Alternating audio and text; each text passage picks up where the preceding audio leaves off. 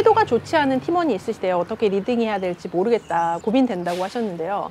타 팀과 계속 갈등을 일으키고 결제 라인도 지키지 않아서 매니저인 나도 곤란하게 하고 마감 기한 준수하지 않는 것은 기본이고, 그래서 어떻게 리더로서 대처해야 되는지 모르겠다. 꼭 지켜야 하는 마감 기한보다 뭐 하루 이틀 전을 줘도 아무 소용이 없다.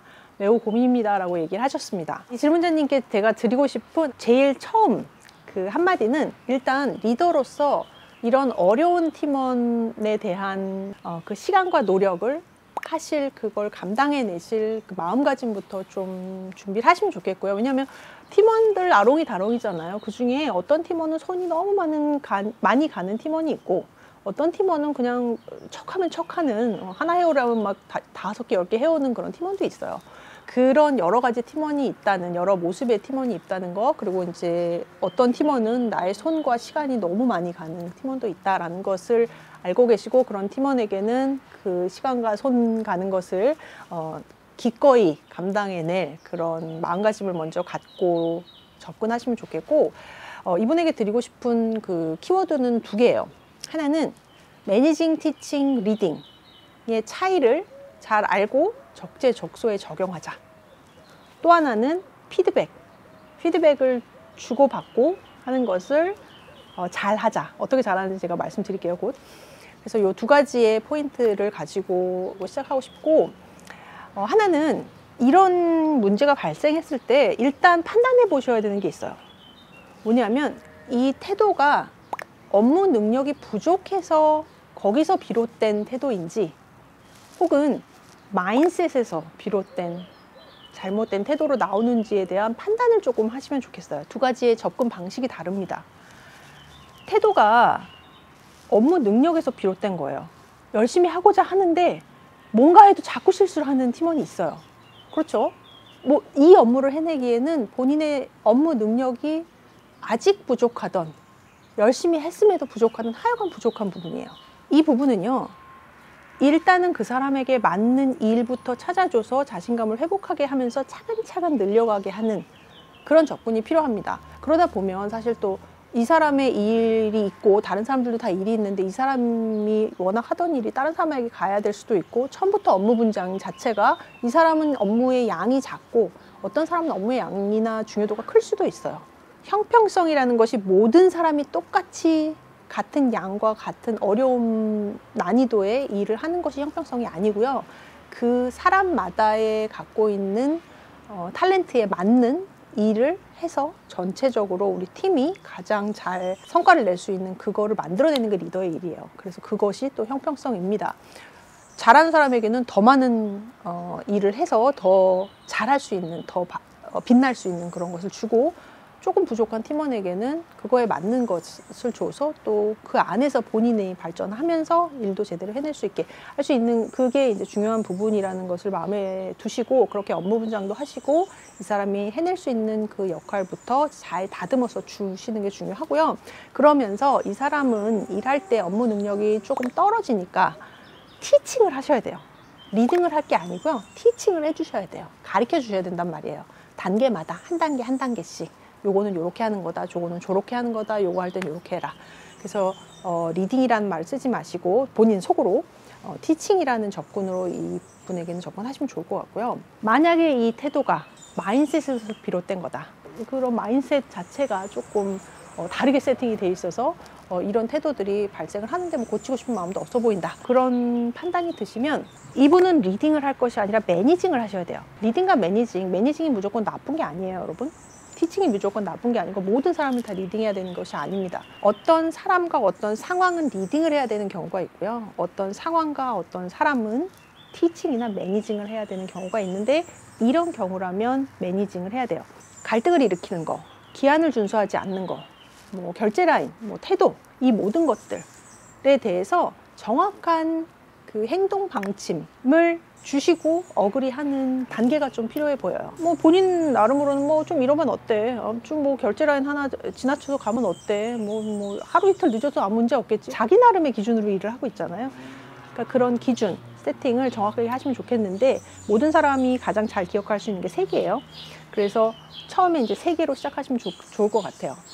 어떤 기준을 정하시냐면요, 어떤 가이드라인을 주셔야 되냐면요, 절대로 지켜야 하는 행동 방침, 절대로 어겨서는 안 되는 것 3가지에 대해서 정확하게 어그리를 하세요. 예를 들어 뭐 말씀하신 데드라인, 결제 라인 혹은 타팀과의 갈등, 이게 좀 중요하다면 이 3가지의 요소에 있어서 어떤 식으로 해야 되냐라는 아주 클리어한 모범 답안 3가지에 대해서 정확하게 어그리를 하시고, 이것을 어떻게 실행을 해야 되냐 그 계획도 같이 세우시고, 얘를 어떻게 내가 얼마의 간격으로 얼마간 리뷰를 할 건지, 서로 리뷰를 할 건지에 대한 것도 처음에 세팅을 딱 하고 시작하시면 좋을 것 같아요.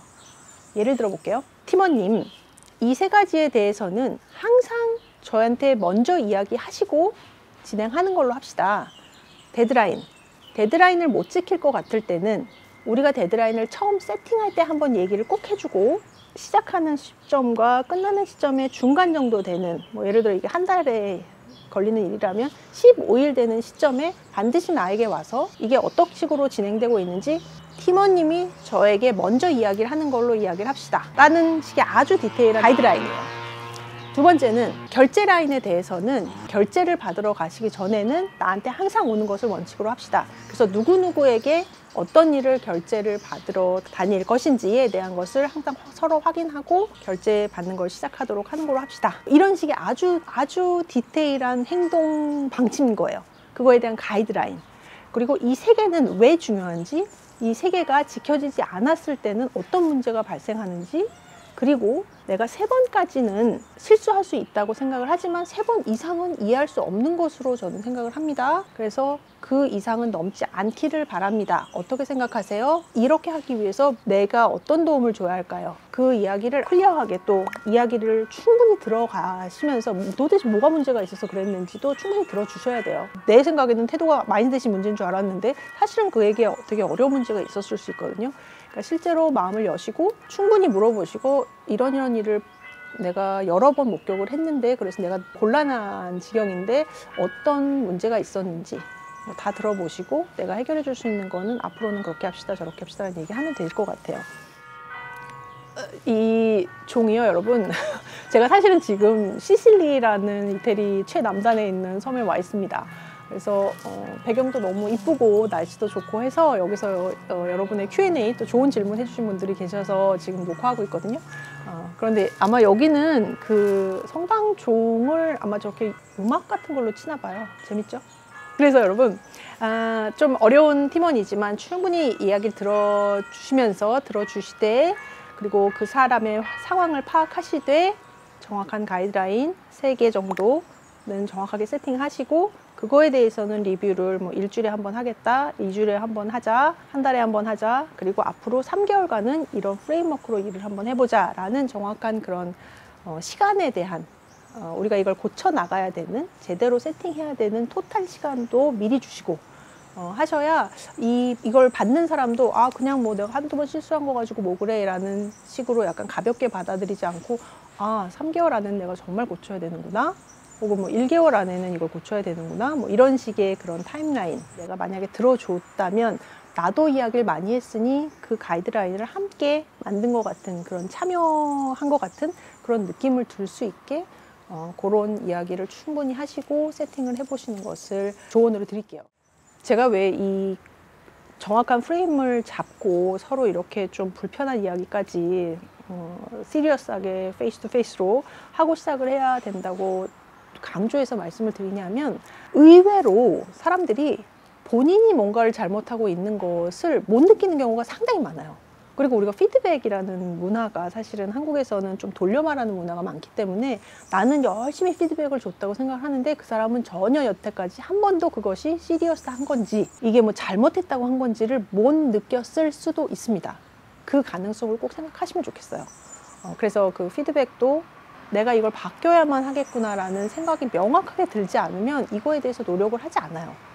내추럴하게 큰 문제인지 모르기 때문에. 그래서 절대로 지켜야 되는 행동 방침 가이드라인에 대한 거 3개 내가 생각해 보는 거, 또 보면 그것을 이야기를 열심히 하는 것, 또 기간을 정해놓고 레귤러하게 리뷰를 하고, 리뷰를 한다고 했으면 꼭 리뷰를 하시고, 피드백을 반드시 정확하게 객관적으로 클리어하게 팩트 베이스로 또 스트레이트 포워드하게 주시는 거 그것이 아주 중요한 것이라는 것을 재차 강조를 드리고 싶습니다. 컨트롤 빗게요.